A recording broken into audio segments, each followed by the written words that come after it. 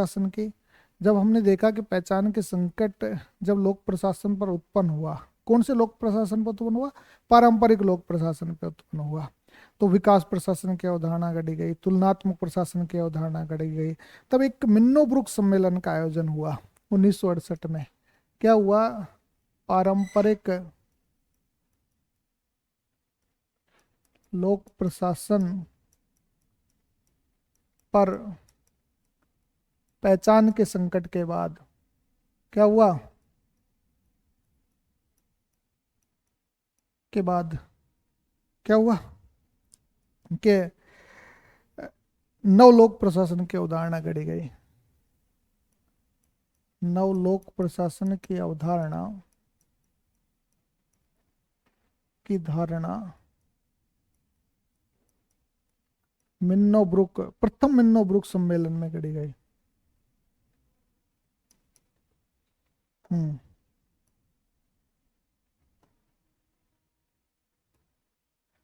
मिन्नोब्रुक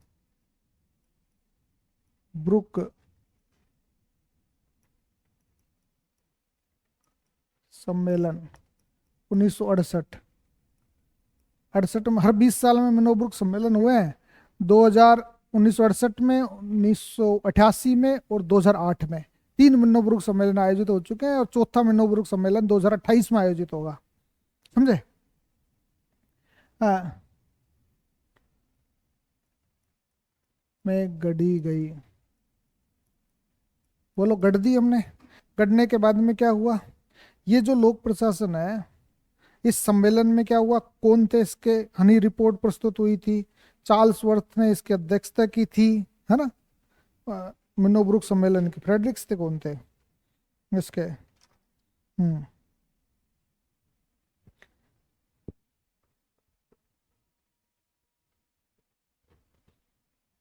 हाँ, इसको गढ़ी गई तो इसमें क्या हुआ? दो बातें हुई। परंपरागत प्रशासन को अप्रासंगिक और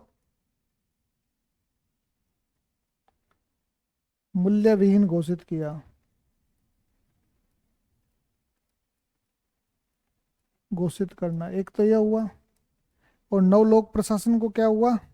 सामाजिक परिवर्तन, समानता और मूल्य, मानवीय व्यवहार, इन चीजों की गई, है ना? नवलोक प्रशासन को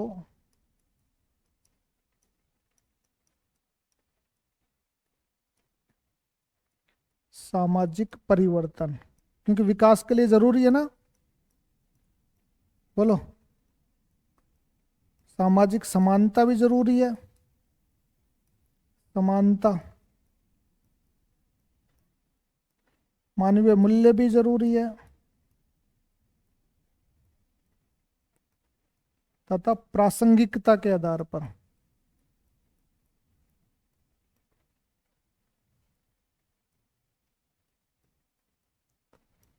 क्या किया गया? स्वीकार किया गया। आधार पर स्वीकार किया गया।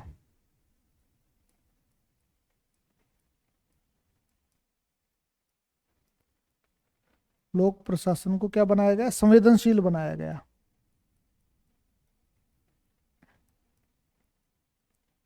सामाजिक सरोकारों के प्रति संवेदनशील बना दिया गया।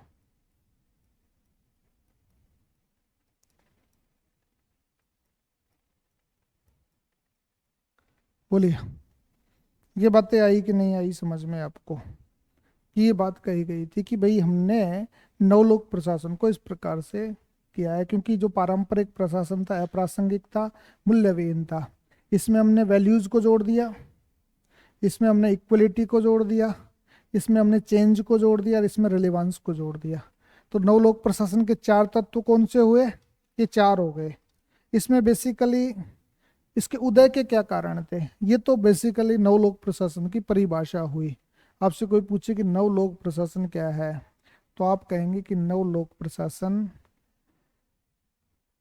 सामाजिक परिवर्तन, समानता प्रासंगिकता और मूल्य पर बल देने वाला प्रशासन है ना। तो इस तरीके से, किस तरीके से हुआ कि इसको आपको शब्दों में गढ़ना है। मनोब्रुक सम्मेलन में ये बातें कही गई और कहा गया कि पारंपरिक प्रशासन की आलोचना करके ये गढ़ा गया। तो इसकी उदय के क्या कारण थे? नौ लोक प्रशासन के विकास के कारण, एनपीए के विकास के कारक कौन से थे? विकास के दो कारक थे। पहला तो बाह्य कारक था और एक दूसरा आंतरिक कारक था। आंतरिक कारक से तो आप परिचित हैं कि भाई आपस में लड़ाई झगड़े हो रहे थे, इस वजह से पारंपरिक लोक प्रशासन नहीं बैठा, इससे तो जान रहे हो। लेकिन बाह्य लोक प्रशासन जो था, बाह्य कारक जो था, वो था उस समय गरीबी और बेरोजगारी में जबरदस्त वृद्धि हुई थी। क्योंकि 1950 का जो दशक था, उस दशक में अफ्रीकन और एशिया के 9 स्वतंत्र देश, नौ स्वतंत्र हुए थे देश। उन देशों में क्या थी? गरीबी और बेरोजगारी भीषण थी। वहाँ असमानताएं वो थी। तो वो सोशल चेंज लाना चाहते थे। वो ह्यूमन वैल्यूज को बढ़ावा देकर लोक प्रशासन को एक नवीन आयाम देना चाहते थे। तो इस आधार पे ये चीजें बात हुई। तो बेसिकली क्या था उस समय का समाज? तत्कालीन समाज क्या था? संक्रमणशील था। बोलो। जहां नस्लवाद, तो समानता चाहिए थी, नस्लवाद था। आर्थिक सामाजिक पिछड़ापन था। बोलो। तो ये तो समानता आ गई नस्लवाद से, तो पिछड़ापन से परिवर्तन हो जाएगा।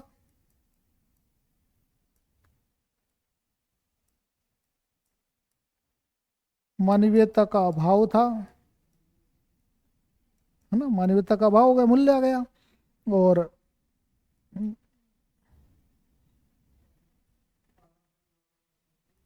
हाँ, हाँ, गरीबी वो तो इसमें आ जाएगा आंतरिक में। गरीबी व बेरोजगारी की अत्याधिकता थी। और इस समय क्या युद्ध हो रहे थे? वियतनाम युद्ध इसका कारण है। वियतनाम युद्ध, कोरिया युद्ध आपके कारण हो सकता है। कोरिया युद्ध इसका कारण था। कोरिया युद्ध के बाद में आपका यूं कह सकते हैं, इसमें अमेरिका में नस्लवाद था। नस्लवाद जिम्मेदार था। अफ्रीका में क्या था? भुखमरी थी। भुखमरी। ये सारे कारण थे इस समय के, जो नव लोक प्रशासन के उदय की बात करते थे कि जो पारंपरिक लोक प्रशासन डंडे से नहीं चलेगा। क्योंकि पारंपरिक लोक प्रशासन पुलिस राज्य था, एक तरीके से पुलिस स्टेट था, वो डंडे से काम चलाना चाहता था। तो इसके लिए हमें एक डेवलपमेंट आधारित एडमिनिस्ट्रेशन की जरूरत थी, न कि एनफोर्स्ड बेस्ड एडमिनिस्ट्रेशन की। जो पारंपरिक लोक प्रशासन जिसकी नौकरशाही की अवधारणा कहते हैं, या चाहे वैज्ञानिक प्रबंधन की अवधारणा कहते हैं, बेसिकली पुलिस स्टेट ही तो था, एनफोर्स्ड एडमिनिस्ट्रेशन ही तो था।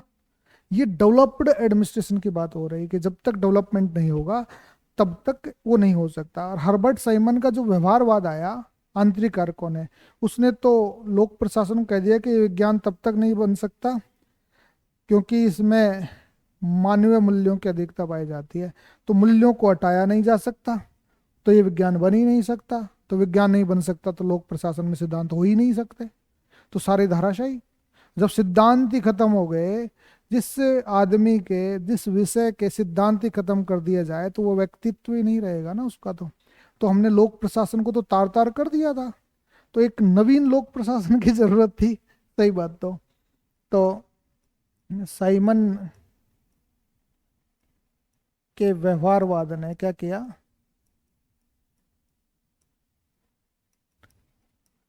लोक प्रशासन को,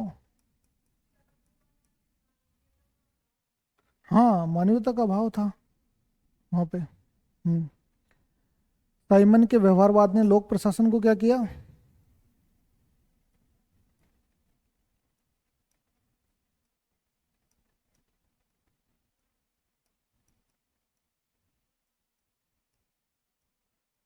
जब तक प्रशासन में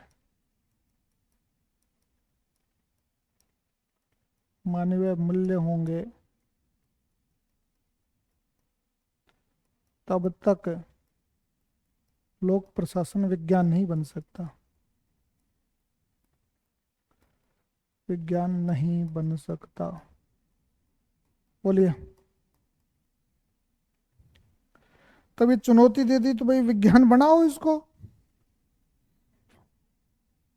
क्योंकि मैक्स वेबर की आदर्श नौकरशाही में क्या थे? तटस्थता थी, अनामता थी, है ना, संवेदनहीनता थी, मूल्यहीनता पैदा हो गई।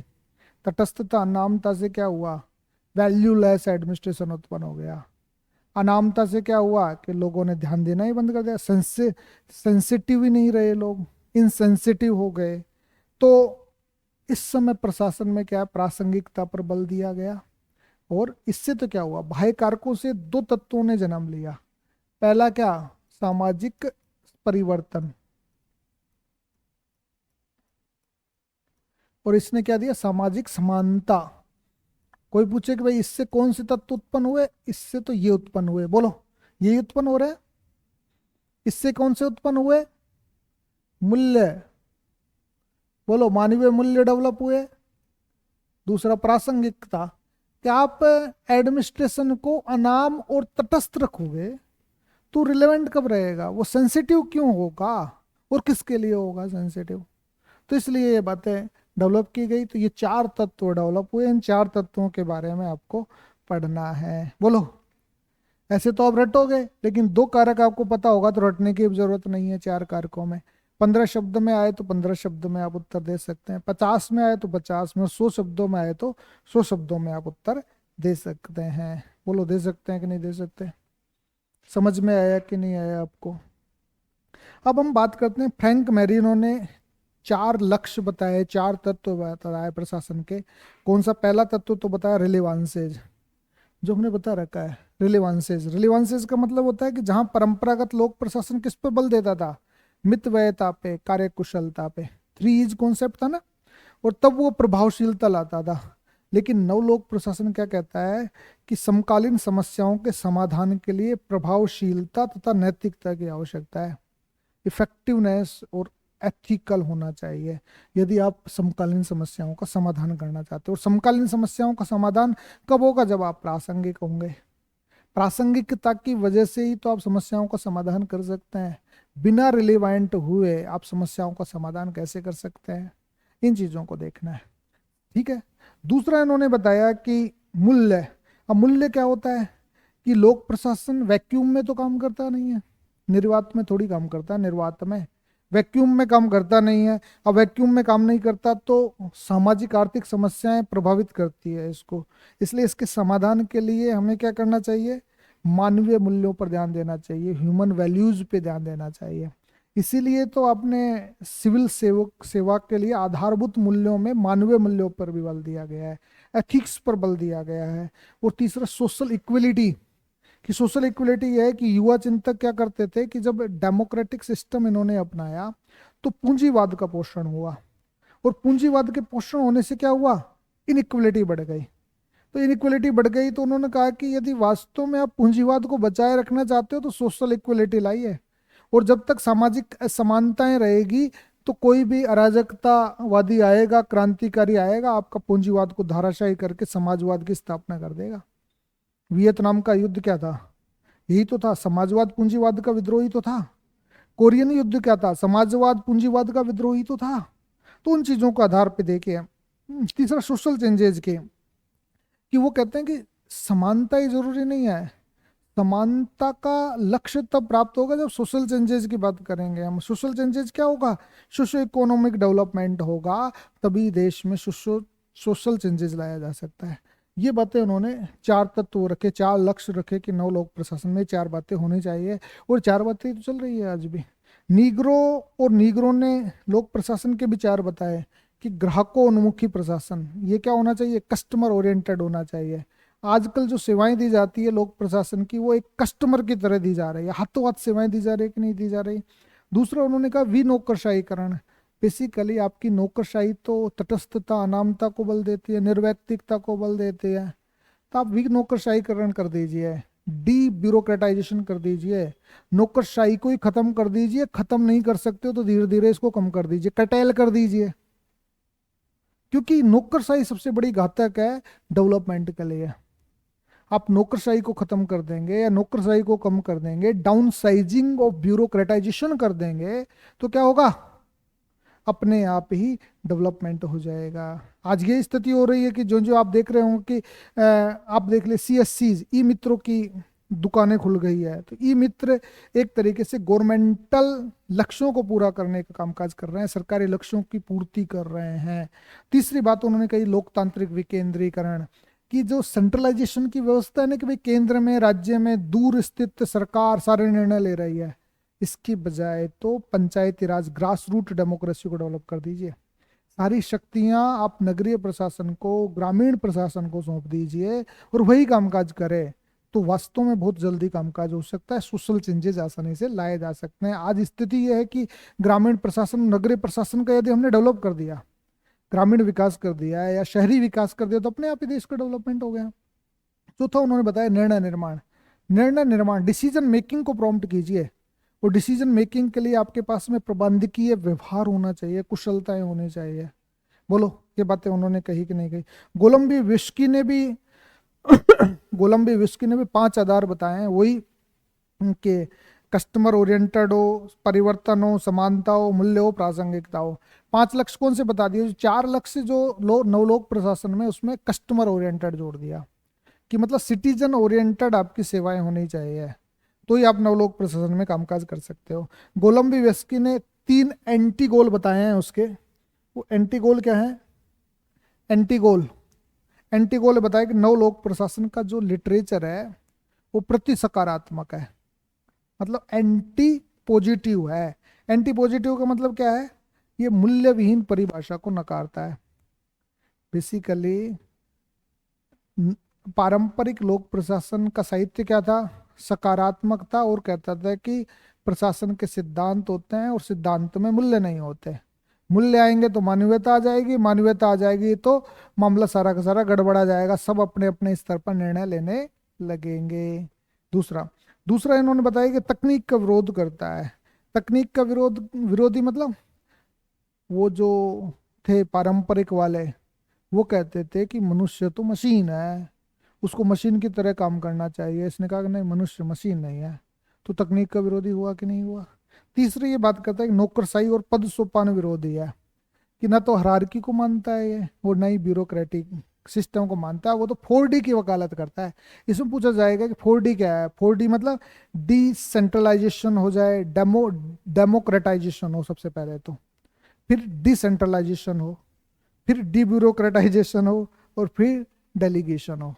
ये 4D सिद्धांत क्या है, यदि 4D सिद्धांत नवलोक प्रबंधन में 4D सिद्धांत है। 4D में तो पहले डेमोक्रेटिक, बोलो डेमोक्रेटाइजेशन, लोकतांत्रिक व्यवस्था अपनाई जाए, मतलब जनता निर्णय करे जो भी करे। फिर जनता के बाद में क्या हो, यदि आपने सेंट्रलाइजेशन कर दिया हो डेमोक्रेटिक में, तो ग्रास रूट पे डेमोक्रेसी, ग्रास रूट पे पावर्स का स्थानांतरण कर दीजिए। तीसरा इन्होंने क्या बताया, डी ब्यूरोक्रेटाइजेशन। आपकी सबसे बड़ी जड़ कौन है, ब्यूरोक्रेसी है। इस ब्यूरोक्रेसी की डाउन साइजिंग कर दीजिए, ब्यूरोक्रेसी को समाप्त कर दीजिए। और चौथा है हमारा डेलीगेशन, और प्रत्यायोजित कर दीजिए शक्तियों का नीचे के स्तर पर, ताकि आसानी से कामकाज हो सके। तो ये 4D कॉन्सेप्ट्स आपको याद रखना, और हर जगह याद रखना है। ऐसे नहीं है कि केवल लोक प्रशासन पढ़ते वक्त ही हमें याद रखना है। तो ये सारे कामकाज नवलोक प्रशासन के थे। बोलो समझ में आई कि नहीं आई नवलोक प्रशासन। आप उत्तर देंगे कि नहीं देंगे। एंटी गोल आप बता सकते हैं, आप इसके गोल बता सकते हैं, इसके एलिमेंट्स बता सकते हैं, नवलोक प्रशासन कोई पारंपरिक लोक प्रशासन से तुलना कर सकते हैं। ये 4 तो बहुत जरूरी है। और गोलम्बी विस्की आ गया तो ग्राहक उन्मुखी भी एक मूल्य हो गया, 5 हो गया। और यदि इसके एंटी गोल आपसे पूछ लिए गए तो ये प्रति सकारात्मक है, प्रति तकनीकी है, और प्रति नौकरशाही है। बोलो पद सोपान नौकरशाही विरोधी है। 3 इसके अपोजिशंस हो गए। आलोचना कैसे कर देंगे, लेकिन अब क्या करेंगे, नवलोक प्रशासन बताएंगे, इसके उदय के कारण बताएंगे, इसके तत्व बताएंगे, तत्व बता के एक दो विचारकों के नाम लेके फिर कहेंगे लेकिन यह है प्रति साहित्य, इसका साहित्य प्रति सकारात्मक है, प्रति तकनीक मतलब तकनीक विरोधी है, और पद सोपान और नौकरशाही का विरोध करता है। बोलो, हो गया कि नहीं हो गया? कैसे भी दे दो ना उत्तर, मैंने तो आपको समझाने के लिए लिखा है, बिल्कुल सरल बात। और ऐसे किताबों में नहीं होगा, आप किताबें उठाकर देख लीजिए। ये तो यूँ समझिए कि हमने नोट्स बनाए थे उस दौरान जब सिविल सर्विसेज की तैयारी कर रहे थे, तब के उसको सरल भाषा में लिखे हुए नोट्स हैं ये। बाद में 10 जगह से नोट्स कबाड़े हैं ये, पहले तो हमने लिखा, इतने इतने वो कागज थे हमारे अलग अलग सब्जेक्ट्स के, उसको और छोटा किया है आपको, आपके लिए। तो इस तरीके से हो गया। तो ये बैठा कि नहीं बैठा आपके समझ में?